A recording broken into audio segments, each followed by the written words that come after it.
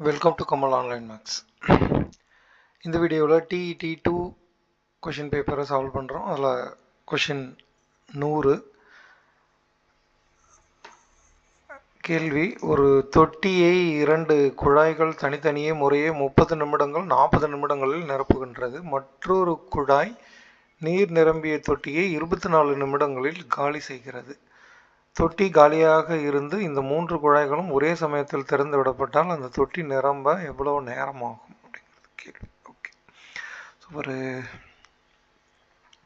தொட்டி, அதில் மொத்தம் 3 குழாய்கள்.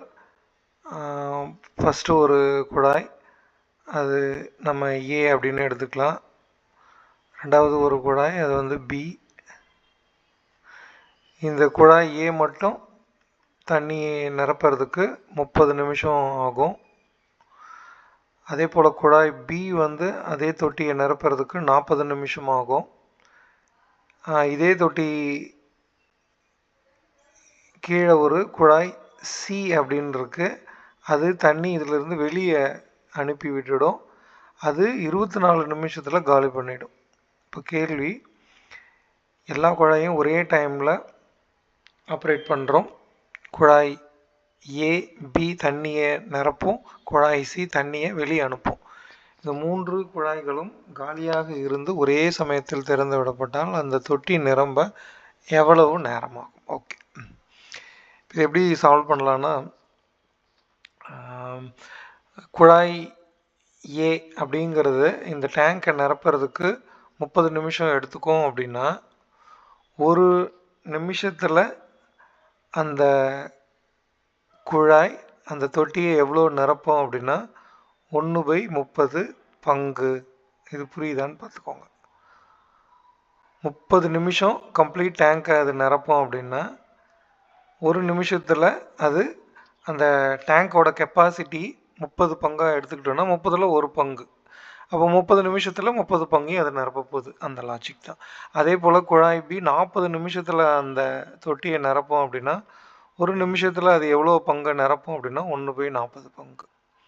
சி அதே போல் 24 நிமிஷத்தில் தொட்டியில் இருக்கிற நீரை வெளியே அனுப்பிடும் அப்படின்னா ஒரு நிமிஷத்தில் அது எவ்வளோ தண்ணியை வெளியே அனுப்போம் அப்படின்னா தொட்டியில் இருக்கிற 24 பங்கு தண்ணியில் ஒரு பங்கு தண்ணியை வெளியே அனுப்பிடும்.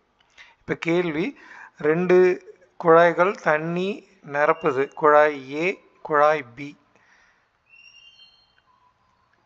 இது எல்லாமே நம்ம 1 நிமிட கணக்குக்கு எடுத்துக்கிறோம். சி என்ன பண்ணுதுன்னா தண்ணியை வெளியே அனுப்புது, 1/24 கழிச்சிடுறோம். இப்போ இதை சுருக்குறோன்னா ஒரு நிமிஷத்தில் என்ன நடக்கும் அப்படிங்கிறது தெரியும். அதிலிருந்து மொத்த டேங்க்கும் எந்த நேரத்தில் நிரம்பும் அப்படிங்கிறத நம்ம கண்டுபிடிச்சிடலாம். ஸோ இந்த லாஜிக் மட்டும் நம்ம புரிஞ்சுக்கிட்டால் போதும். இப்போ 1/30 1/40 1/24 இதை நீங்கள் சுருக்கணும். 3 4 12 120 அப்படிங்கிறது உங்களுக்கு காமன் டிவைசராக எடுத்துக்கிட்டிங்க அப்படின்னா 120/30ன்னா இது 40 கூட்டல் 120 40ஆல் வகுக்கிறோன்னா அது ஆமாம் இங்கே வந்து 4, நான் தப்பாக போட்டுட்டேன்.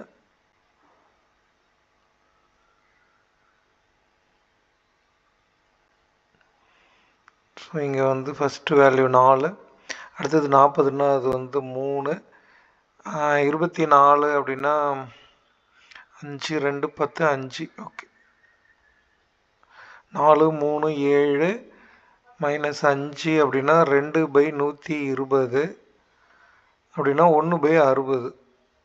இதில் என்ன வேல்யூ இந்த நம்பர் சொல்ல வருது அப்படின்னா ஏ அப்படிங்கிறது 1/30, பி அப்படிங்கிறது 1/40, சி 1/24 அப்படின்னா ஏவும் பியும் குழாயை திறந்து தொட்டியை நிரப்புது, சி வந்து தொட்டியில் இருக்கிற தண்ணியை வெளியே அனுப்புது. இது 3 ஒரே டைமில் ஆப்ரேட் ஆகிறப்போ தண்ணி அந்த தொட்டியில் எவ்வளோ இருக்குன்னா 60 பங்கில் ஒரு பங்கு தண்ணி இருக்கும். அப்போ தொட்டி முழுமையாக எப்போ ஆகும் அப்படின்னா 60 நிமிடத்தில் அது நிரம்பிடும். அந்த லாஜிக்கை நீங்கள் புரிஞ்சுக்கணும், அவ்வளோதான். 60 நிமிடம் அப்படிங்கிறது 1 மணி. அப்போ 3 தொட்டிகளும் திறந்திருந்தது அப்படின்னா ஏ பி ரெண்டுத்தையும் நீங்கள் ஒரு நிமிஷத்துக்கு எவ்வளோ, அதை எல்லாமே ஒரே அலகில் மாற்றிக்கிறோம். நிமிடத்திற்கு அப்படின்னு எடுத்துக்கிட்டோன்னா வெளியே போகிறத மைனஸ் ஆகும், உள்ளே வரதை ப்ளஸ்ஸாகவும் எடுத்துகிட்டு சுருக்குறோன்னா திரும்பவும் அதே விடை, அந்த ஃபைனல் சம்மும் நிமிடத்துக்கு என்ன நடக்குது அப்படிங்கிறது அங்கே கிடைக்கும். அப்போது 60 பங்கில் ஒரு பங்கு அது ஒரு நிமிஷத்தில் நிரப்போம் அப்படின்னா 60 நிமிஷத்தில் அந்த தொட்டி முழுசாக நிரம்பிடும். எப்போ ஏபி நிரப்புது, சி வந்து வெளியே அனுப்புது. ஓகே, அடுத்த கேள்வி. இது ஆக்சுவலாக இயற்பியல் வர கணக்கு தான் இது. பந்து ஒன்று எரியப்பட்ட கணத்திலிருந்து 4 வினாடி காலத்தில் எரியப்பட்டவரால் திரும்ப பெறப்படுகிறது என்றால் அது அடைந்த பெரும உயரம் என்ன அப்படின்னு கேட்குறாங்க. ஜி வந்து 10 மீட்டர் பை வினாடி ஸ்கொயர் அப்படின்னு கொடுத்துருக்காங்க. இயக்க சமன்பாடுகள் அப்படின்னு படிச்சிருப்போம் நம்ம இங்கே. இந்த v equal to u plus at, s is equal to ut plus half at square, அதுக்கப்புறம் v square equal to u square plus 2as. இந்த 3 ஃபார்முலா தான் நம்ம இயக்க சமன்பாடுகள்னு சொல்லுவோம். அதில் இந்த டிஸ்பிளேஸ்மெண்ட் எஸ்ன்னு இருக்குது இல்லைங்களா, இதுதான் நம்ம இப்போ யூஸ் பண்ண போகிறோம். இப்போது இந்த கணக்கை பார்க்கலாம். பந்து ஒன்று எரியப்பட்ட கணத்திலிருந்து 4 வினாடி காலத்தில் எரியப்பட்டவரால் திரும்ப பெறப்படுகிறது. ஸோ இப்போ இதுதான் கிரவுண்டு அப்படின்னு எடுத்துக்கிட்டிங்க.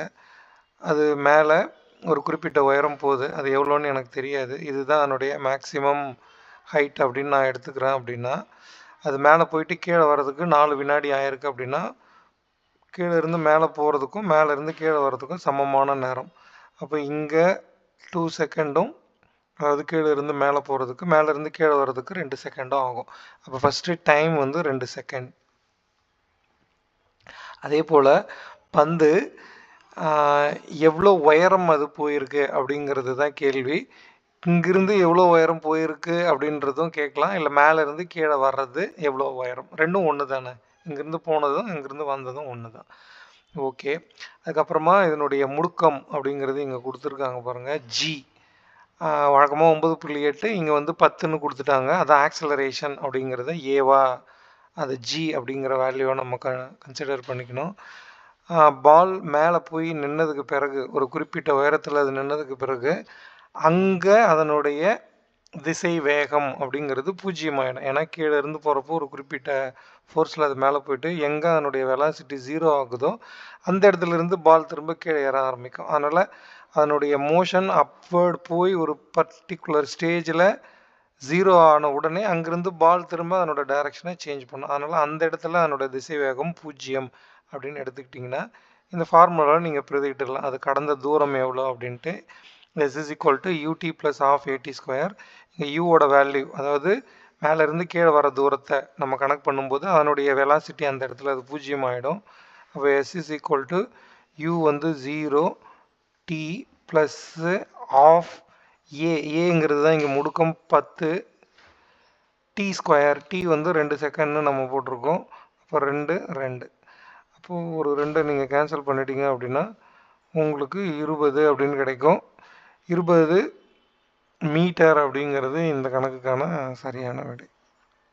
இந்த ஃபார்முலா நமக்கு பயன்படுத்த தெரிஞ்சு சம உயரம் மேலே போய் அது கீழே வர மொத்த நேரம் கொடுத்துருக்காங்கன்னா கீழே இருந்து மேலே போகிற அந்த ட்ராவல் டைமும் மேலே இருந்து வர ட்ராவல் டைமும் ஈக்குவலாக இருக்கும்.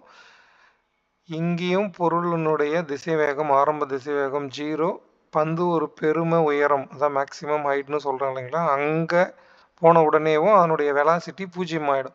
திரும்ப அங்கேருந்து அதனுடைய திசை வேகம் மேலே இருந்து கீழே இறங்க ஆரம்பிக்கும். அப்போ அதனால் அங்கேருந்தும் நீங்கள் கண்டுபிடிக்கலாம். அதனால் கீழே இருந்து மேலே இருக்கிற உயரம் இல்லை மேக்ஸிமம் ஹைட்டில் இருந்து கிரவுண்டுக்கான உயரம் ரெண்டும் சமம் தான். மொத்தத்தில் நம்ம புரிஞ்சுக்க வேண்டியது அது 20 மீட்டர் கீழே இருந்து மேலே போய் திரும்ப 20 மீட்டர் வந்திருக்கு. அதுக்காக 4 வினாடி நேரத்தை அது எடுத்துக்குது. ஓகே.